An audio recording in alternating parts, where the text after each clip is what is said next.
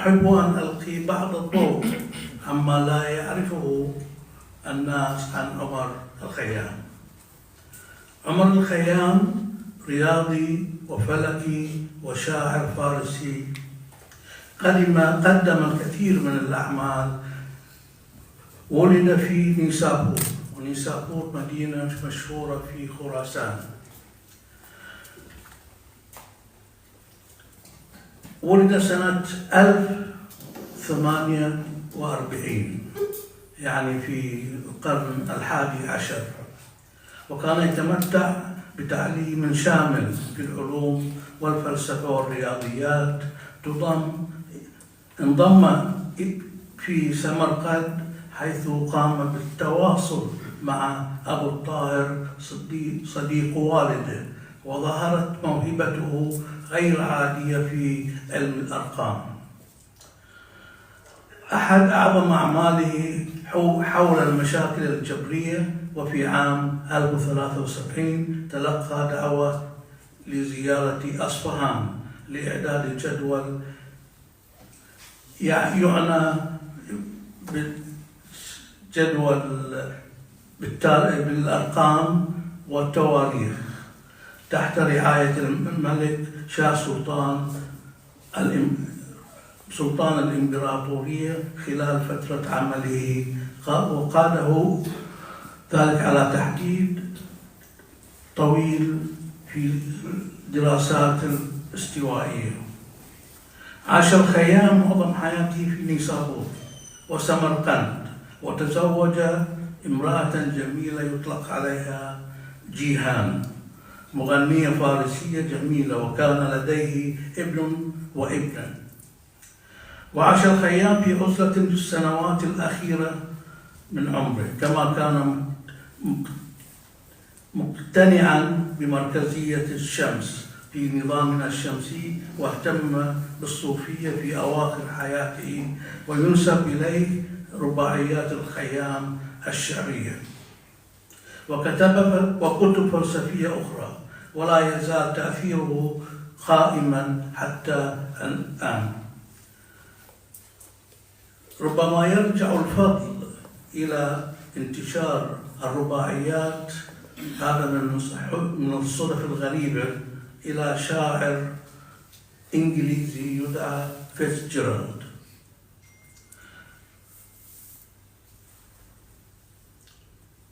إضافة إلى ذلك انتشرت الرباعيات أكثر مما يتوقع وزيد عليها في كثير من الأحيان. كثير من الشعراء قاموا بتقليد الرباعيات وأضافوا إليها. والمهم في الموضوع خصوصا في عالمنا العربي إن هناك عدة مترجمين لهذه الرباعيات من مصر والشام والعراق.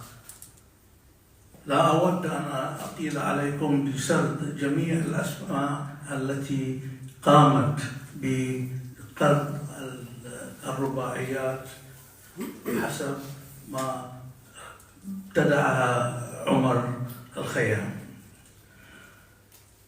في هناك ما يقرب الخيام بأبو العلاء المعري في بيت مشهور لعلكم تذكرونه أنتم أيضا.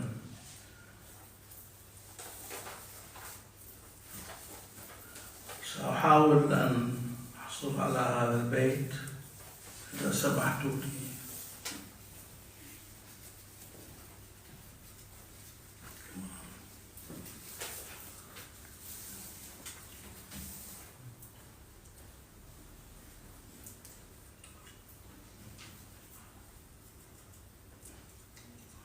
ربما أكتفي بهذا القدر لكي لا أطيل عليكم. تفضل أستاذ رسول درويش.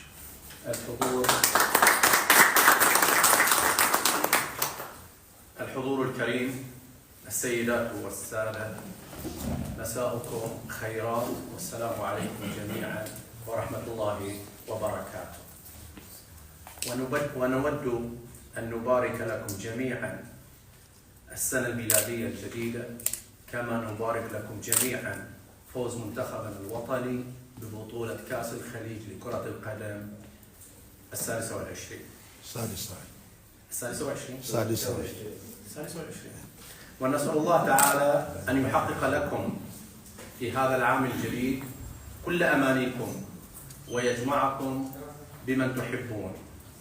كما أخص بالشكر الجزيل العزيز الدكتور الصديق أبا فراس دكتور محمد الخزاعي وأسرة الأدباء والكتاب متمثلة في دكتور راشد نجم والبقية لاستضافتهم هذه الأمسية. سنتحدث هذه الليلة أو هذه الأمسية حول المحاور التالية. طبعا في البداية كلكم عرفتم معنى الأمسية أو عنوان الأمسية كأنه هو فن الترجمة من العربية إلى الخيام. سنتحدث حول هذه المحاور. أولا، من هو عمر الخيام؟ كما أسلف الدكتور ألقى ببعض أو سلط الضوء على بعض النقاط في حياته وما قصة رباعياته، ثم نلقي إطلالة على كتاب اللمسات الفنية عند مترجم الخيام للشاعر البحريني إبراهيم العريو، ثم نتحدث عن معوقات فن الترجمة الأدبية، ونعرج بعدها على علاقة الإبداع والمرونة بالترجمة، وهناك بعض الدراسات التطبيقية أو الأمثلة التطبيقية. أخيراً أو قبل الأخير أيضاً نصل إلى سؤال حتمي: هل نترجم من أجل ذواتنا أم أننا كمترجمين نترجم من أجل المتلقي؟ ثم هل يشترط أو تشترط الأدبية في مترجم النص الأدبي والشعرية في مترجم الشعر؟ ونكون بذلك نصل إلى الخلاصة. في البداية يعتبر عمر الخيام كما أسلف الدكتور شخصية تاريخية بارزة، انطلقت من الأدب الفارسي وانتشرت كثيرا حتى صارت جزءا معروفا وبارزا من التاريخ الإسلامي. وقد كان غياث الدين أبو الفتح عمر بن إبراهيم الخيام النيسابوري من علماء وشعراء العصور الوسطى، حيث ولد في منتصف القرن الحادي عشر الميلادي في نيسابور كما قال الدكتور شمال شرق إيران. ولعلكم تتساءلون لماذا أطلق عليه الخيام؟ فقد أطلق عليه الخيام نسبة إلى والده الذي كان يعمل في صناعة الخيام، ودرس الخيام الرياضيات والفلك والفقه والتاريخ وكذلك اللغة، وهكذا كان ديدن العلماء السالفين. واخترع طريقة بارعة كما أشار الدكتور لحساب المثلثات وحل المعادلات الجبرية. وذاع صيت الخيام عالميا منذ أن ترجم الشاعر البريطاني إدوارد فيتزجيرالد رباعياته إلى الإنجليزية، وذلك في منطلق القرن التاسع عشر، وهو ما فتح الباب على مصراعيه للشعراء العرب لكي يحذوا حذوه ويترجموا تلك الرباعيات. والجدير بالذكر أيضا أن الخيام لم يكن قبل ذلك معروفا في بلاده فارس للأسف، ولم ينل نصيبه مقارنة مع أقرانه الأخذاب كحافظ شيرازي وسعد الشيرازي وجلال الدين الرومي أو الفردوسي وهو صاحب أي كتاب الشهنامة. ومنذ أن ترجمت رباعياته للإنجليزية وجد المترجمون والناشرون الفرس أنفسهم في مأزق كبير. وهنا أتذكر ما قاله توفيق الحكيم والقول الشعبي أيضا، ما قاله توفيق الحكيم حول أنه إذا أردت أن تكون ناجحا في بيئتك الأدبية التي أنت تعمل فيها عليك أن تخرج إلى بلد أوروبي ويسطع نجمك هناك ثم تعود لتكون بلبلا، وأما المثل الشعبي فهو مطرب الحي لا يطرب. وهكذا كان الخيام.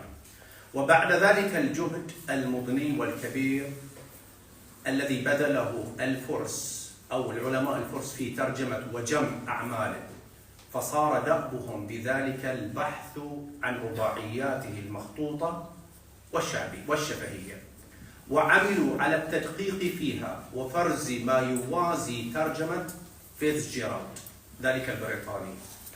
وبعد ذلك الجهد الكبير تحول المأزق إلى نفق ليس له قرار، أي مأزق جمع رباعيات الخيام، لأنها جاءت أكثرها عن طريق شفهي.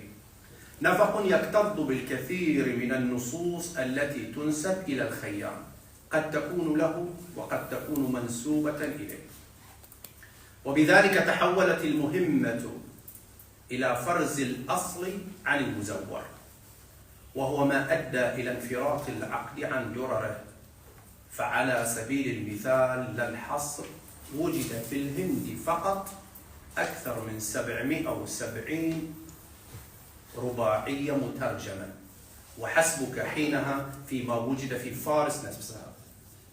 ومن خلال اطلاعنا على هذا الكتاب اللمسات الفنية عند مترجمي الخيام، ومن خلال اطلاعنا على كتاب اللمسات الفنية عند مترجمي الخيام للأديب البحريني المعروف والكبير المرحوم إبراهيم العريض، سنجد أن المؤلف أي العريض أخذ على عاتقه دراسة المخطوطة الأصلية التي ترجمها فيتزجيرالد في الهند، أي تلك التي تحقق البريطاني من صحتها بعد وفاة الخيام بأكثر من 250 سنة، وهي لا تزيد، أي عدد الرباعيات التي جمعها لا تزيد عن 158 رباعية.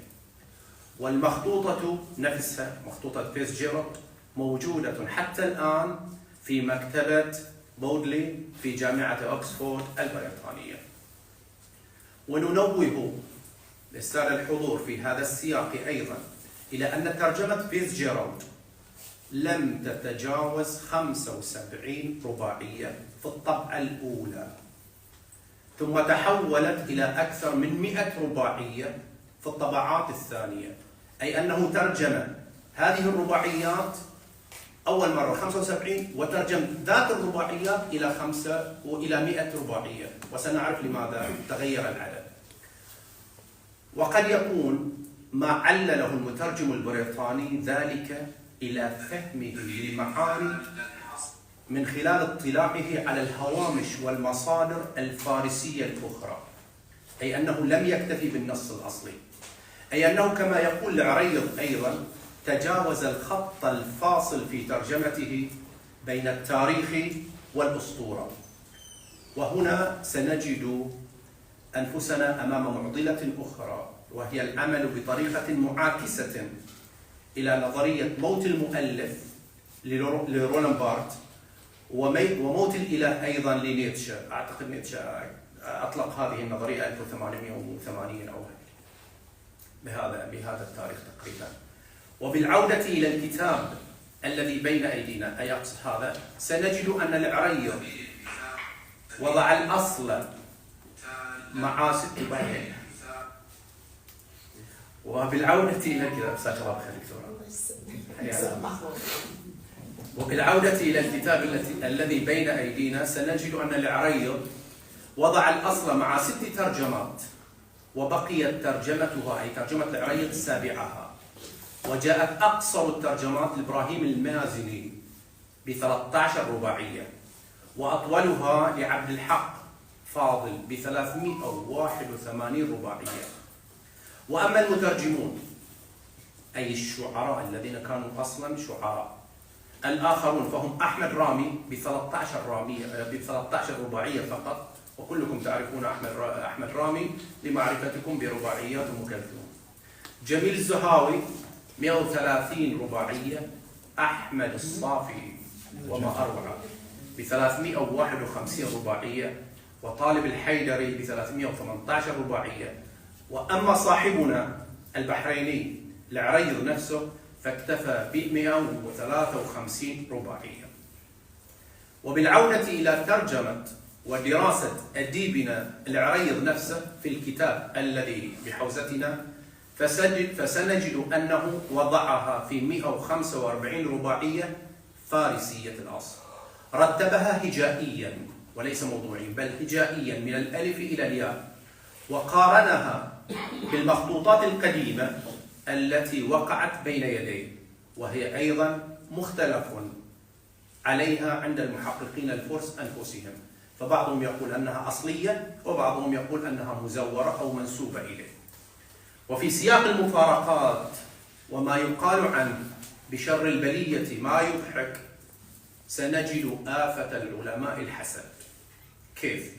نذكر بأن المحقق الفارسي صادق هداية، هذا مشهور جدا، جمع 143 رباعية في سنة 1934. أعطاها لمن؟ أعطاها لصديقه، ولما عرضها على زميله المحقق محمد علي فروغي رفض الأخير اللي هو فروغي، رفض الأخير منها 54 رباعية واعتبرها باطلة النسب. تخيل. وعندما فرز فروغي نفسه هذه الرباعيات وجدها 178 رباعية، فأعادها إلى صديقه في سنة 1942 واطلع عليها هداية، فرفض له 93 رباعية نكاية بزميله الذي رفض له مسبقا نص أعماله. النقطة الثانية أو المحور الثاني وهو المحور الأجمل، معوقات وصعوبات فن الترجمة استنادا إلى دراستنا في رباعيات الخيام عند إبراهيم العرايب في كتابه. ولأننا نعنى في هذا المقام بفن الترجمة ذاتها ومن خلال تجربتنا الشخصية واستنارة بما ذهب إليه العريض في كتابه، فإننا سنقف أمام بعض التساؤلات الجوهرية التي يتمايز من خلالها المترجمون، فيختلفون ذوقيا في أكثر ما بين مترجم وآخر. وهل تعنى الترجمة بنقل المعاني أم بنقل الفكرة؟ هذا سؤال آخر وسؤال حري بنا أن نناقشه. كما أرى وقد يتفق معي البعض ويختلف الكثيرون، إن الترجمة ليست عملية نقل المعنى من لغة إلى أخرى، ولا تعنى باستبدال الكلمات، ولكنها عملية أكثر تعقيدا. فدور المترجم كما أتفق مع العريض يتجاوز الخط الفاصل بين ترجمة الكلمات والجمل وبين المعاني التي تحملها. وأول خطوة يضعها المترجم نصب عينيه هي استيعاب النص. الخطوة الأولى أن تستوعب النص وبشكل دقيق وفهم عميق، ثم تحاول نقل الفكرة أو الرسالة المحورية الموجودة. فعلى الجانب الأول هناك من المترجمين من يجتهد في نقل الكلمات والجمل من لغة إلى أخرى مع مراعاة ظروف وسياقات النص الذي ولدت فيه، وحين لا يجد مرادفا للكلمة فعليه اختيار أقرب معنى يناسب السياق ويضعه. وهذا تماما ما وجدناه في تعليل إدوارد فيتزجيرالد في ترجمته الأولى لرباعيات الخيام. قلنا من ساعة ليش 100؟ أول شيء 75 رباعية وبعدين 100. فقد بدأها ب 75 رباعية ثم تعداها إلى 100 رباعية في الطبعات اللاحقة بعدما أدرك النتيجة السبب، بعدما أدرك سياق الرباعيات والأفكار الكامنة في هوامشها، أي أنه نقل الفكرة على حساب المعنى ولم يكتفي بنقل المعنى الكلمات أو الجمل من لغة إلى أخرى، بل الفكرة ويؤكد عليها.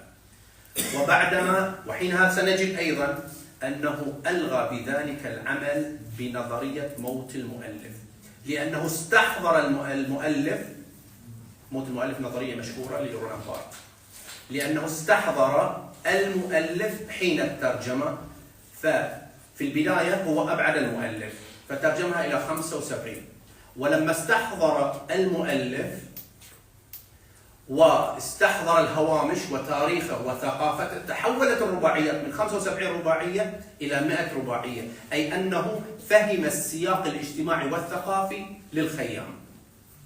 ولذلك يمكننا التأكيد فعلا على أن الترجمة ليست مجرد تبديل وإحلال كلمات من لغة إلى أخرى، وإنما هي نقل الفكرة أو الرسالة الضمنية الكامنة خلف النص.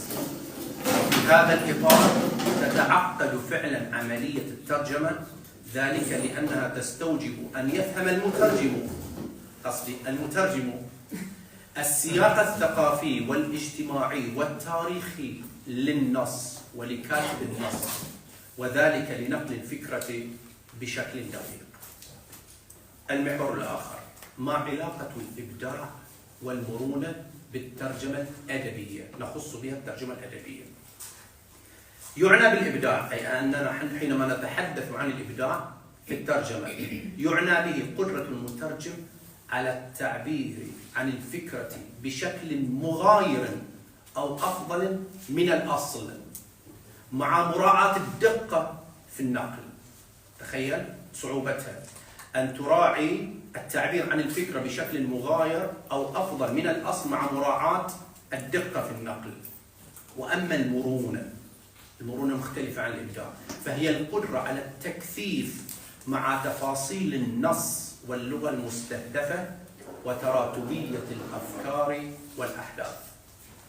وبذلك تمثل الترجمة تحديا مثيرا للذكاء والإبداع على حد سواء، حيث يسعى المترجم للوفاء بالمعنى، مش الوفاء فيصل، لا، الوفاء بالمعنى والفكرة في آن واحد، وهذا ما يجعل الترجمة أحيانا أقوى من الأصل من حيث سمو اللغة وبلاغتها. ولا يضير بنا لو تذكرنا كما أعيد دائما لأنه مثل بارز مجدولين المنفلوطي، تلك التي قال عنها محمد أرطول الجزائري في إحدى مقابلاته بأنه لم يعرف أن تحت ظلال الزيزفون هي ترجمة لمجدولين إلا عندما دخل الجامعات في فرنسا. وبعيدا عن المديح يمكن مقارنة لغة جوزيف كونراد، وعندنا خبراء هنا، التي ترجمناها إلى قلب الظلام. ستجد الفرق بين اللغة الإنجليزية واللغة التي كتب بها الكاتب الأصلي ولغة المترجم. وللاستشهاد على ذلك من ترجمة رباعيات الخيام اخترنا عشوائيا الرباعية رقم 56 لنقارن بين ترجمتي أحمد رامي والصافي. سأقرأ المقطوعة أولا للستانزا اللي تحدث عنها الدكتور، سأقرأها كاملة ثم سأقارن شطرا بشطر ونرى كيف تفاوت أو تمايز المترجمان عن بعضهما. طوت يد الأقدار، أحمد رامي: طوت يد الأقدار سفر الشباب وصوحت تلك الغضون الرطاب وعهدي يطير خليك ما تشوف. طوت يد الأقدار سفر الشباب وصوحت تلك الغضون الرطاب وعهدي بطير الصبا شاديا لي الله أن أتى أين طار لكن نجدها عند الصافي. على سفر الصبا الذي انطوى ربيع أفراحي شتاء مجديا طير جميل كان يدعى بالصبا متى أتى وأين ولى ومضى. الآن سنأخذ بيت شطرا بشطر لنعرف الموازاة.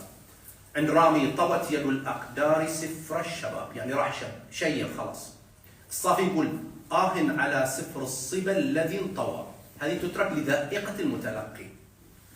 البيت الثاني: وصوحت تلك الغضون الرطاب، عند الصافي: ربيع أفراحي شتاء مجديا. الثالث عند رامي: وعهدي بطير الصبا شاديا. الثالث عند الصافي: طير جميل كان يدعى بالصبا. أخيرا: لي الله أن أتى أين طار، لكن الصافي يقول له متى أتى وأين ولى ومضى. هذا التلاعب اللفظي هو الذي يميز الترجمة من الأخرى، هو الذي يميز الحس الشعري من مترجم إلى آخر. سنجي هنا. المحور الآخر: هل نترجم الشعر شعرا أم نترجم الشعر نثرا؟ وهنا يختلف معي الكثيرون أيضا. تكمن الإجابة في دراسة أديبنا التي بين أيدينا، فلم تبقى رباعيات الخيام للأمانة التاريخية، فلم تبقى رباعيات الخيام إلا لكونها شعرا لم تكن نثرا، تناوله الناس بينهم وتناقلوه، وهو ما أدى إلى أن يكون في الهند وحدها 770 رباعية وأكثرها غير مدون. فكل الرباعيات كانت شعرا حافظ عليها من الثناء، لم يحافظ عليها النثر. الشفهية لا تحفظ بالنثر، تحفظ بالشعر. كما كان الشعر الجاهلي غير مدون في أصله، وما وصلنا إلا لأنه شعر، جاء بعضه في المدح والهجاء والفخر وغيره، كما أصبح بعضه مغنى يسهل انتقاله من مكان إلى مكان ومن زمان إلى زمان. اسمحوا لي.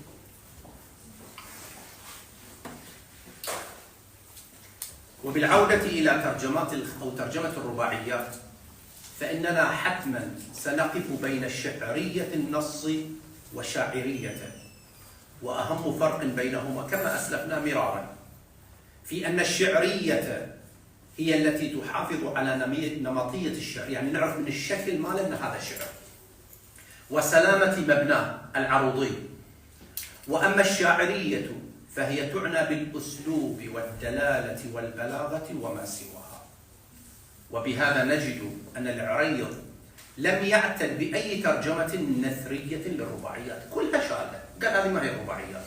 الرباعيات ترجمة الشعر يجب أن تكون شعرا، ونأى بنفسه عنها جميعا، وما أعمل غير الترجمة الشعرية أو غير الترجمة الشعرية، بل وانتقى منها الأفضل حسب ذائقته، بناء على ملكة الشاعرية التي يحملها العريض بين جنبيه. ونخلص من ذلك أن فيتزجيرالد والعريض وكاتب هذه الدراسة أي محدثكم يرون جميعا أن الشعر يترجم شعرا، وأن من ترجم الرباعيات كانوا شعراء بامتياز، جهابذة يشار لهم بالكلام، وأن الأدب الجاهلي ما وصلنا إلا لكونه شعرا تتناقله الألسن أولا وتطرب به السليقة ثانيا. ولعلني أشير في هذا السياق إلى أن أول عمان في الترجمة الأدبية هذا، وهي إلاك أحب، التي ترجمت فيها 15 قصيدة إنجليزية إلى قصائد عربية تمنيت أن تنال رضا القارئ طبعا. وفي هذه العجالة أشكر الدكتور الخزاعي الذي أشاد بها وكتب مقدمة الكتاب بنفسه، فلك جزيل الشكر دكتور. المحور الآخر: هل نترجم من أجل ذواتنا أم نترجم من أجل الآخر المتلقي؟ عندما نترجم النص الأدبي، نحن لا نتحدث إلا عن النصوص الأدبية وهي الأكثر صعوبة. عندما نترجم فإننا نعمد وبلا شك إلى نقل النص من لغة إلى أخرى، وهذا يضعنا أمام 3 أطراف يجب حضورها، وهي: الأول المترجم، 2 النص الأصلي، 3 المتلقي. ويتولد عن ذلك، أي مراعاة هذه ال3 الأمور، يتولد عن ذلك نوعان من الترجمة. الأولى تكون شخصية تعنى بالذات وتعبر عن المترجم، والثانية تعنى بالمتلقي بالجمهور. فالترجمة الشخصية أو الذاتية يركز فيها المترجم على التعبير عن أفكاره ومشاعره التي تربطه بالنص، وعن رؤيته للنص كما يستوعبه، وفيها يميل المترجم أكثر إلى الاستفادة من ثقافته الذاتية وإلى نقل المعاني بناء على تلك الثقافة. وأما الترجمة من أجل الآخر، من أجل الجمهور، من أجل المتلقي، فإن المترجم ينقل المعاني بناء على ثقافة المتلقي، أي أنني حين أترجم لمتلقي مثلا نقول إنجليزي تختلف عن المتلقي العربي، تختلف عن المتلقي الفارسي وهكذا، بشرط أن تراعى ثقافة المتلقي وتوقعاته واحتياجاته، أو تراعى توقعاته واحتياجاته. ويمكنني أن أسوق مثالا لذلك من خلال ترجمة الدكتورين العزيزين أستاذي محمد الخزاعي والدكتور حسن مرحمة لرواية الضحية 69. كتبت الأصل واطلعت على الترجمتين، ويمكنني أن أقول وقد يختلفان معي. ففي ترجمة الدكتور أبي فراس يركز على أن مشكلة البطلة، هذا مثال حي مباشرة داخل النص، يركز على أن مشكلة البطلة الواردة في رواية الضحية 69 وارسو هي في حبها للجنس وشغفها به، حتى تكاد تقترب من وصفها في الآخرة. ستجد ذلك في ترجمة دكتور محمد الخزاعي. وأما مرحمة، اسمح لي دكتور إيهاب، وأما مرحمة فإنه يراعي ثقافة المتلقي، فينقل أفكار النص على أن تجارب وارسو الجنسية هي أمر طبيعي لا يسبب أي إشكال أو قضية لدى المتلقي الأجنبي أو الأوروبي. فالأول يراعي معنى النص بعبقريته، والثاني بعبقريته أيضا يراعي ثقافة المتلقي إبان الترجمة. ولعلنا أيضا بالعودة إلى الكتاب اللي هو ضحية 69 أو الفيكتيم 69 هذا، سنجد أيضا الأسلوب ثقافة المترجم مختلفة في الكتابين. كيف سنجد؟ التزم الدكتور محمد بالنص كما جاء في الأصل، وهو لا يعاب عليه بل يشار به. ولكن الدكتور حسن لا، نظر إلى المتلقي فعرفه بالمفردات والمصطلحات التي سترد في النص. فقال مثلا زواج المسيار، حينما أنا ما ترجم زواج المسيار، ايش درى المتلقي شنو زواج المسيار؟ فبالتالي أوضح الدكتور خارجا عن النص الأصلي مراعاة للمتلقي ما معنى زواج المسيار، وهكذا حتى الأماكن والمناطق والشخصيات وما إليه. هذا أحد الأمثلة فقط. ومن الرباعيات، عودة إلى الرباعيات، سنقارن بين ترجمة فيتزجيرالد الإنجليزية وما يقابلها من ترجمة رامي العربية. نسمع اللي قاله فيتزجيرالد، أي الستانزا الأجنبي. I heard a voice calling at dawn, calling from the unseen, for the unmindful of people, to get up and fill in the cups of hope. Before fate fills their life cups, your life ends. كيف ترجمها الأرية؟ أو كيف ترجمها أحمد رامي والتي غنتها أم كلثوم؟ سمعت صوتا هاتفا في السحر، نادى من الغيب غفاة البشر، هب املأوا كأس المنى قبل أن تملأ كأس العمر، أو تملأ كأس العمر كف القدر. إن ترجمة رامي هنا وبلا شك هي من النوع الأول الذي يعنى بسياق النص بعيدا عن ثقافة المتلقي ولغته. ولعلنا ندرك ذلك كيف عرفنا؟ من تراتبية المعاني الواردة في النصين. يمكنك أن تضعهما في صورة متوازية، هذا يوازي هذا، هذا يوازي هذا، لا في تقديم ولا في تأخير بالضبط. المحور الآخر، هل تشترط الأدبية في مترجم النص الأدبي والشعرية في مترجم الشعر؟ أقول بل قيل إن لكل شيخ طريقته، وأما طريقتي التي تتوافق مع ما قاله رولان بارث في كتابه لذة النص أو لذة النص، وهي في ألا يجد القارئ المترجم خلف عمله، أي أنك حتى تتلذذ بالنص وتكون فيه اللذة وافرة، يجب ألا يختبئ المترجم خلف النص المترجم. فلو أنك حذفت كلمة مترجم من على الكتاب لما أدرك القارئ أي المتلقي أن ما بين يديه هو عمل مترجم، وإنما هو النص الأصلي. يتطرق بارت في حديثه إلى أن كون الترجمة ممتعة يعتمد على أمرين: أن تعنى الترجمة بنقل النص الأصلي من خلال النص المضمر، والثاني أن يتلاشى النص الأصلي في مقابل النص أو في مقابل الترجمة، كأنه هذا فقط ترجمة وليس نصا أصليا. فيما يمكنني التأكيد على أن الترجمة الأدبية تأتي على 3 مراحل، وهي: 1.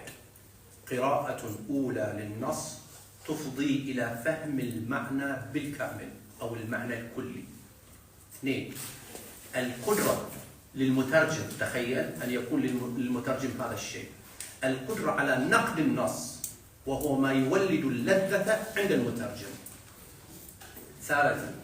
الإبداع، وهو القدرة على خلق نص موازن للنص الأصلي، وهو كما أسلفنا ما يقال عنه بالإبداع في الترجمة، أي أن فن الترجمة هو قراءة أولى للنص، ولذة الترجمة نقد للنص، وإبداع الترجمة هو خلق نص موازن للنص الأصلي. ولذلك كل نذهب إلى ما عمل به العريض وارتآه بارت من أن ترجمة الشعر تتطلب حضور شاعرية المترجم، ولن يمتلك المترجم تلك الشاعرية إلا إذا كان شاعرا. الخلاصة: يمكننا في هذا السياق أن نستشهد بقصة قرآنية تمثل ما آلت إليه بلقيس ملكة سبأ عندما أرسل إليها النبي سليمان عليه السلام يدعوها إلى عبادة الله تعالى. وكان قد أمر سليمان الشياطين ببناء قصر لها يكون من زجاج وتحته ماء يبدو كأنه ممر مائي. وعندما دخلت بلقيس هذا القصر ظنت أن الماء يملأ الصرح، فكشفت عن ساقيها، ولكنها اكتشفت أن السطح كان ممردا من قوارير زجاجية، وأن الماء كان تحته. فقال تعالى في الآية 42 من سورة النمل: بسم الله الرحمن الرحيم: فلما جاءت قيل أهكذا عرشك؟ فقالت كأنه هو مش بالضبط، كأنه هو. وفي الآية 44 من ذات السورة قيل: بسم الله الرحمن الرحيم: قيل لها ادخلي الصرح فلما رأته حسبته لجا وكشفت عن ساقيها قيل إنه صرح ممرد من قوارير. وفي رد فعلها على هذا الموقف قالت بلقيس: رب إني ظلمت نفسي وأسلمت مع سليمان رب العالمين. إننا بهذا نفهم الترجمة الإبداعية على هذا النحو، أي أن المتلقي يقف أمام الترجمة ليقول كأنه النص الأصلي مترجمة، كأنه النص الأصلي، كما فعل العريض في ترجمته وفي اختياراته لترجمة الخيام. ونحن بذلك نتفق تماما مع ما يرمي إليه رولان بارت من أن المؤلف إنما هو ناسخ أصلي أو أولي، وأن الترجمة هي محاولة لإعادة الماضي في ذاكرة النص. أعيد هذه الجملة تحتاج إلى تركيز. ونحن بذلك نتفق تماما مع ما يرمي إليه أي ما يعنيه رولان بارت من أن المؤلف إنما هو ناسخ أولي، كأنك تنسخ، وأن الترجمة هي إعادة أو محاولة لإعادة الماضي في ذاكرة النص. ويكون النص الجديد أي الترجمة ملتهما وليس محاكيا للنص الأصل، ما يصير موازي إلى، يلتهمه، يتغلب عليه. ومن هنا نقول أيضا إن لذة النص المترجم هي أن تضع فيه من ذاتك أكثر من الترجمة. كمترجم ترجمة قارئ لا مترجم، فالترجمة قراءة في نص ونسخ جديد له، فالترجمة قراءة في نص ونسخ جديد له. وعليه يمكن أن نرى بعد ذلك كيف يمكن لفن الترجمة أن يرفع العمل الأدبي عاليا، بينما تكون على النقيض ترجمة أخرى سببا مقنعا وحتميا لفشل عمل كاد أن يرى النور ويصبح ناجحا. شكرا لكم على هذه الصفحة.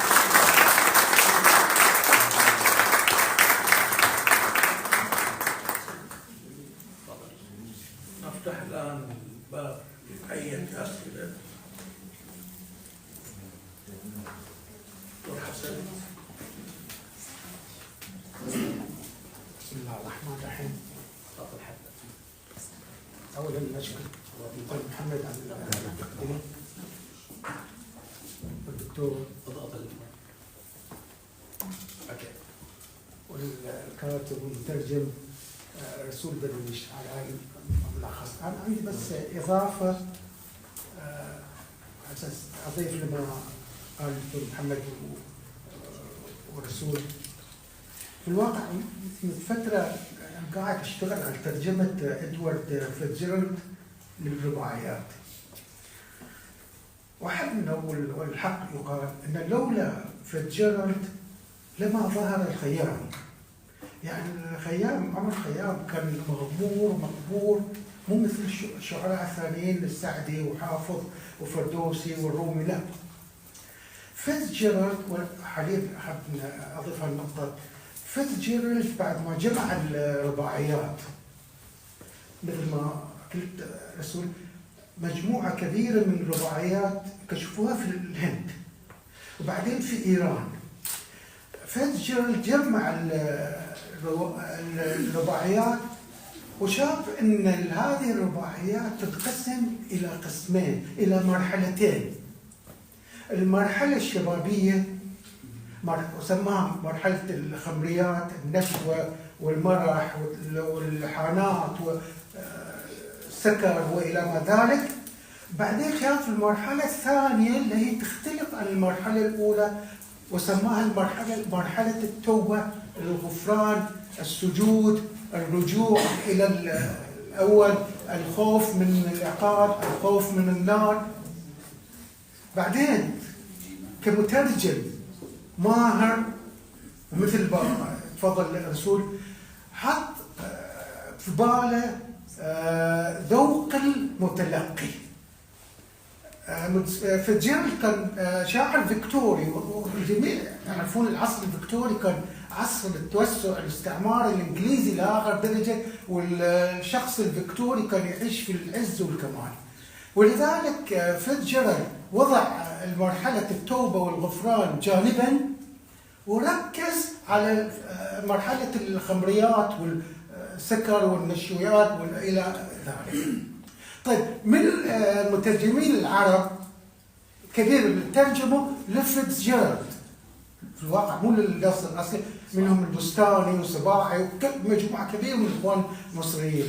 هم 4 حاليا بنحط تحتهم الخط انهم في احتمال ان ترجموا من الفارسيه، من بينهم رامي، ومن ثاني الاستاذ ابراهيم العريض، وبعدين الشاعر الصافي النجفي، واخيرا مثل ما يقولون الاماراتي محمد القراق. انا بس مجرد اذا تسمحون لي، رسول ما تطرق للنص الاصلي. انا رغم ان قراءتي الفارسيه ضعيفه عليها غبار، بس احب اشوف النص الاصلي ونص الجماعه ذلين اللي ترجموها من فيتزجيرالد. مثلا هذا السطرين لعمر الخيام نفسه يقول، والمعذره للاخوان، اي دوست، يعني يا صديقي، يا عزيزي، يا حبيبي، بيا تغم فردا نخري، ما نفكر في الغد، وإن يقدم عمر، وهذه اللحظة من العمر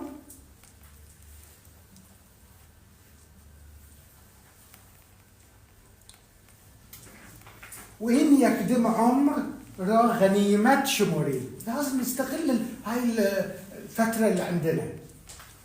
زين، فيتزجيرالد الإنجليزي ترجمة بهذه الطريقة. أولا قبل ما نروح لفيتزجيرالد نشوف أن الخيام هو عند التأكيد على اللغة.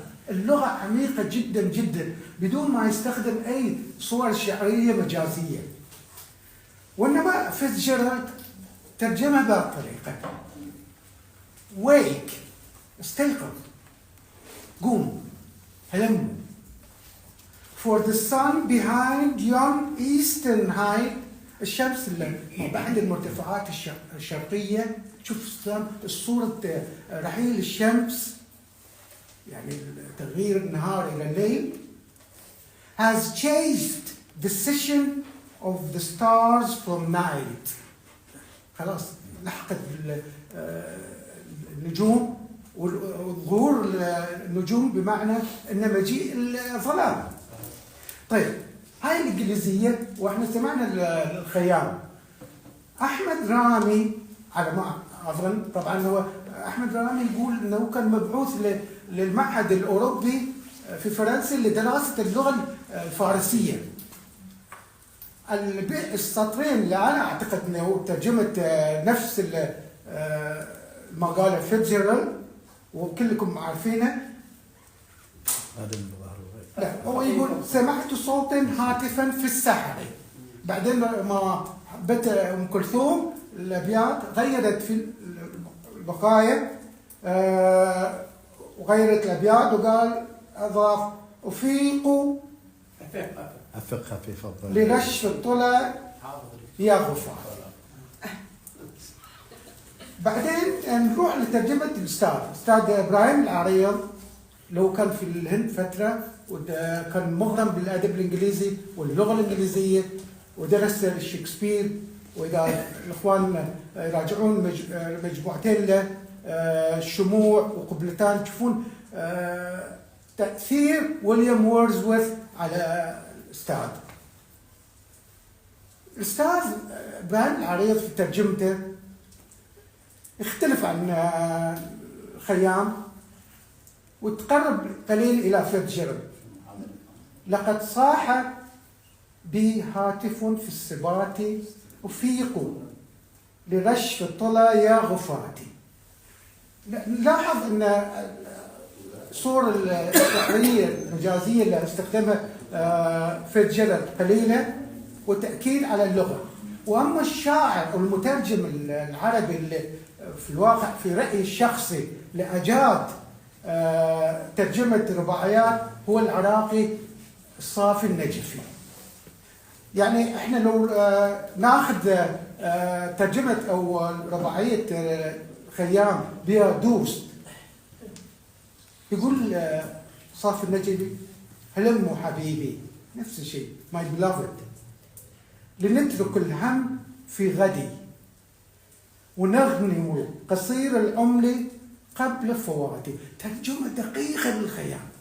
حاليا لذلك انا كنت فتره اقول من هو اللي ترجم من الرباعيه. لا ننسى ان صافي قضى في ايران لمده عشرات سنين، يعني فوق 10 سنوات، وتقابل مع رجال الدين، مع الاساتذه هناك. يعني اللغه الفارسيه كانت دقيقه جدا. وهذه المجموعه اللي انا بغيت اضيف تفضل رسول درويش عن الرباعيات. واشكركم جميعا. شكرا. إذا تسمحوا لي يعني قبل ما نواصل المداخلات، شكرا دكتور. من الأصدقاء اللي أنا أعتز فيهم والأخوة الكبار الدكتور العزيز والدكتور الحبيب. أنا كل ما جالست أحد وياهم طلعنا عشاء طلعنا مكان لابد أن ترجع بمعلومة، لابد أن تستفيد شيء. فشكرا لكم وشكرا لأبو مصطفى وشكرا للدكتور محمد. شكرا جزيلا. أولا أشكرك على هذه المحاضرة القيمة، وأشكر جميع الزملاء والحضور. فقط لدي بعض الملاحظات التقنية يعني في المصطلحات، لأني أشتغل كثيرا على المصطلح. سمعتك تقول النص الموازي ونسخ النص. في رأيي أن هذين المصطلحين يعني في الترجمة فيهما بعض الضبابية.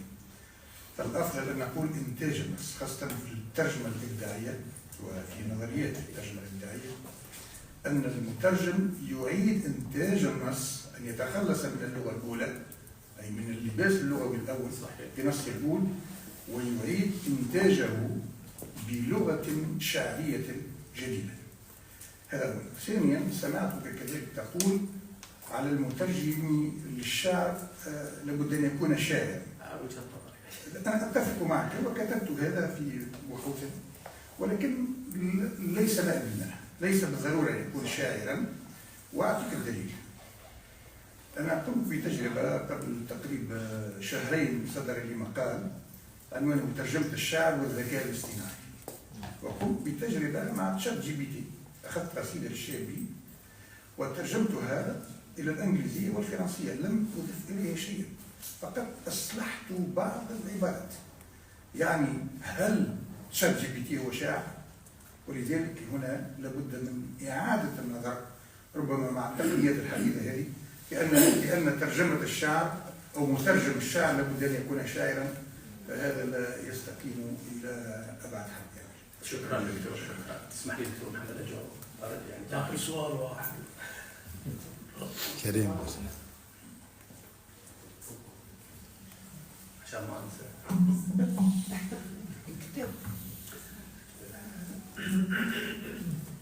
أسعد الله مساءكم بكل خير.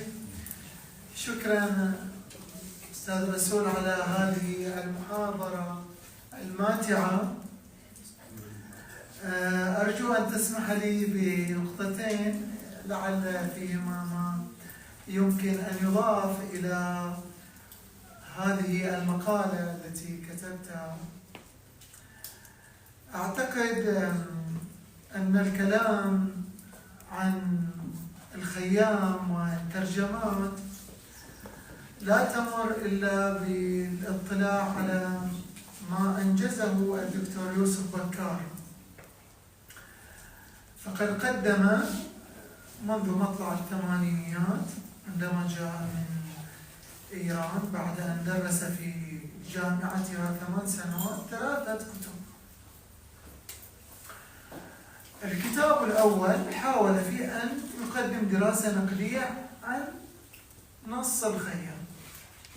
الكتاب الآخر حاول أن يتتبع الترجمات.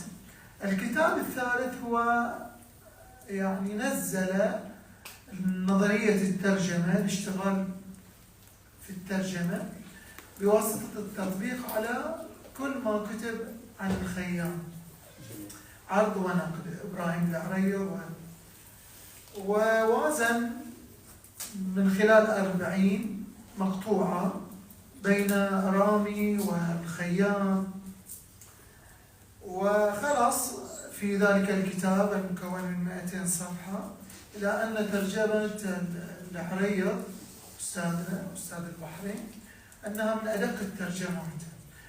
أنا من وجهة نظري قد يكون هذا الشيء مرجعه إلى تمكن إبراهيم العريض من عدد من اللغات، تمكن كتابة وقراءة. العريض يكتب بالفارسية وبالهندية واللغة الإنجليزية. هذه النقطة الأولى. النقطة الثانية، في السنة الماضية طبعت جامعة البحرين كتاب حررته، وقد شارك في هذا الكتاب الأستاذ الدكتور أحمد درويش أستاذ الأدب المقارن في جامعة القاهرة دار العلوم، وقد تتبع في ذلك البحث المهدى طبعا إلى كل ما أثير حول نص الخيام في الثقافة الفرنسية والإنجليزية. شكرا لكم. حبيبنا شكرا لك. بس بجاوب على الدكتور. انا اعتقد ان الاي اي شات جي بي تي وغيره، اعتقد ان الاي اي هي اداه جمع معلومات، فبالتالي عندما تساله عن ترجمه او عن تصحيح حتى بالعربي هو يصحح لك بناء على الخبرات التي مضت. يعني يستفيد من الدكتور محمد انه كتب هذه الكلمه صحيحه، فلما انا اكرر الخطا يصحح لي على اللي سواه الدكتور. فاد تو ديكشنري. في الترجمه ايضا هو استجمع او جمع كل الترجمات اللي موجوده على او عنده في آلة البحث، وبالتالي اعطانا اياها بصوره ملخصه. فاللي اعطاه الماده هو شاعر في الاساس، بس عده شعراء جمعهم. اعتقد كذي هي طريقه عمل الشات جي بي تي، مش الاله نفسها. شكرا لك دكتور. شكرا لك. ناخذ واحد. أول شيء أبو قاسم.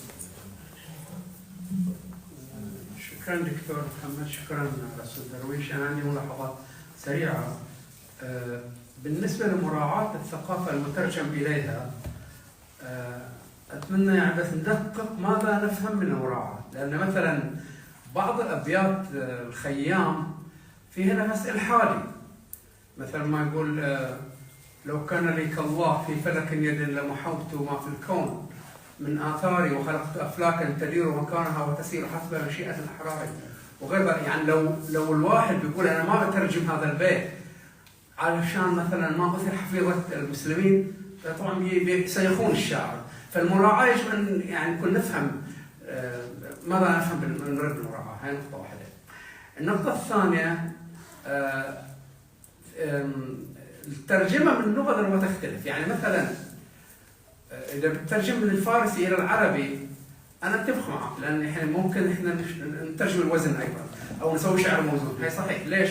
لأن هناك وشائج بين اللغة العربية واللغة الفارسية، خصوصا اللغة الفارسية المعاصرة، مو اللغة الفارسية القديمة أيام الإخمينية وغيرها. اللغة الفارسية المعاصرة بالفعل هناك وشائج وهناك أوزان مشتركة.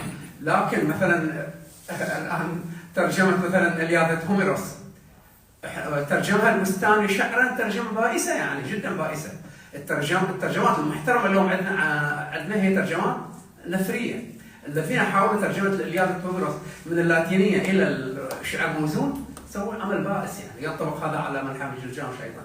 فإذا الترجم مو دائما، يعني احنا ممكن من الأردو أنا أقول لك إلى العربية، ممكن من الفارسية إلى العربية، صحيح. يعني بتقدر أن تتحافظ إلى حد كبير على الأوزان، لأن هناك أوزان مشتركة، هناك موسيقى مشتركة. لكن من الأكادية مثلا ترجمة منحى جلجامش إلى العربية مثل ما سوى طه باقر وكذا ما أعتقد. دكتور سلام. إيه ممكن بس أسأل وأعطيه. اسأل. شكرا لكم على هذه المحاضرة. كاتب رسول درويش وتقديم دكتور محمد الخزاعي. ما نسمع. هو مشغلة هي، بس يمكن أنا أتكلم شوي مو قريب. سؤالي هو سؤال، لأن في فكرة يعني غمضت علي شوي لما تكلمت عن فيتزجيرالد، ولما استدعى الشاعر أو المؤلف تضاعفت أو توالدت المقطوعات. كيف يعني؟ هذه ما فهمتها. يعني كيف زاد العدد؟ إذا ممكن توضح، يعني ما وضحت الفكرة. تسمح لي دكتور؟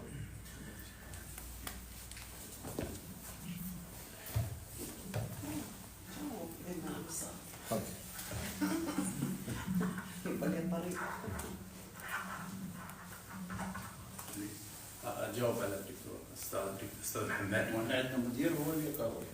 أنا آسف. هو مدير مساعد سواء كلام آسف.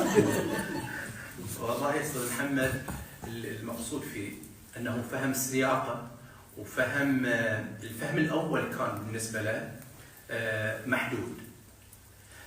أي نص نتعامل معه احنا لما نقرأ أول مرة عندنا من هو استغفر الله على ذكر الأستاذ عبد الجبار الحين، لما يقرأ مثلا العمل ما يقرأه مرة واحدة، يقول أقرأه المرة الأولى وأستوعب شيء، لما أقرأه مرة ثانية أستوعب أشياء أخرى، لما مرة ثالثة تقريبا أكون استوعبت النص كامل.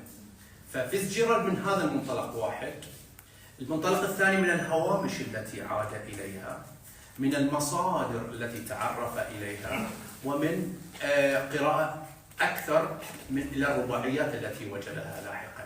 يعني كلما زاد اطلاعه على الرباعيات الاخرى كلما تبلورت لديه الفكره.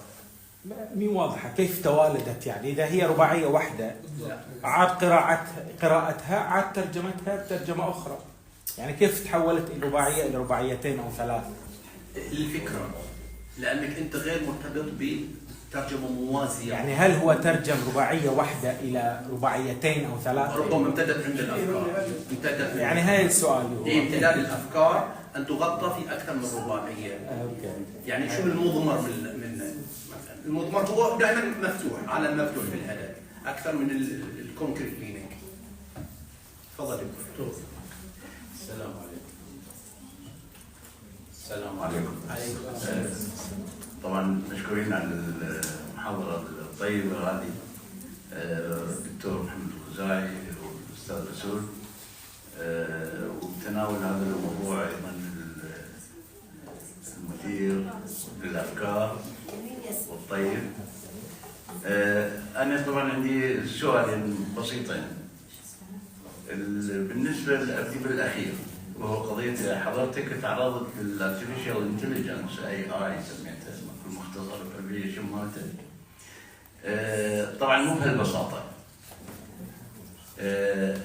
الارتفيشال انتليجنس يعتمد على بحوث النيورولوجيا، انه كيف دماغنا، يعني حضرتك وحضرتي عندنا ادمغه كيف تشتغل كيميائيا ميكانيكيا فيزيائيا، طريقة التفكير كيف، وعلى أساسه يعني المترجم لما يبدع أو كذا أنه عنده دماغ اللي هو يسموه برين، هذا اللي يتحرك به تفاعلات وإلى آخره.